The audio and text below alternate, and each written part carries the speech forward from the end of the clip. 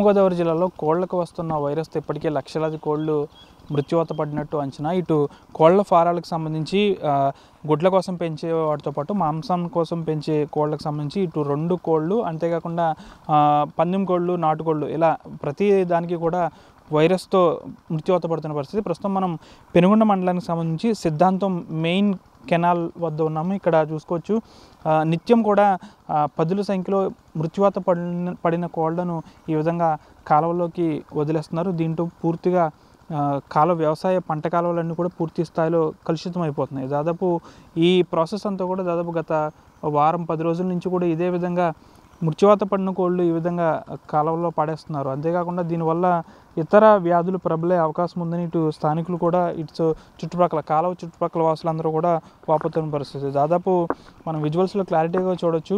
చనిపోయిన కోళ్ళు, వైరస్ వచ్చిన కోళ్ళను ఈ విధంగా దాదాపు ఈ విధంగా కాలువల్లోకి పాడేయడంతో పాటు ఇవి ఈ విధంగా లాకుల వద్ద ఆగిపోయి తీవ్ర దుర్వాసన వస్తున్న పరిస్థితి. ఇటు చుట్టుపక్కల ప్రాంతాల్లో వారు కూడా చాలా దుర్వాసనతో తీవ్ర ఇబ్బందులు కూడా ఎదుర్కొంటున్న పరిస్థితి. నిత్యం కూడా ఉదయం నుంచి రాత్రి వరకు చూసుకుంటే పదుల సంఖ్యలో ఈ విధంగా కోళ్ళు అనేవి వెళ్తున్న పరిస్థితి. అంతేకాకుండా ఈ వాటర్ అనేది దాదాపు ఇటు చుట్టుపక్కల ప్రాంతం అంతా ఎక్కువ వరి పొలాలు కాబట్టి ఈ వాటర్ వరి చేలల్లోకి వెళ్తుంది. అంతేకాకుండా చాలామంది రైతులు కూడా పశువులను శుభ్రం చేసుకోవడానికి ఈ కాలువలోని నీటిని ఉపయోగిస్తారు. అంతేకాకుండా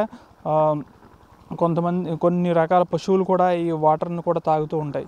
అలాంటి ఈ వాటర్లో ఈ విధంగా కలుషితమైన నీరు అయిపోవడంతో దాదాపు ముందు ఇంకా పెద్ద స్థాయిలో వైరస్ ప్రబలే అవకాశం ఉందంటూ కూడా స్థానికులు వాపోతున్నారు. ఇప్పటివరకు కూడా జిల్లాలో ఎవరు కూడా పశుసంవర్ధక శాఖ అధికారులు దీనికి సంబంధించి ఎక్కడ ఒక చర్యలు కూడా తీసుకోని పరిస్థితి.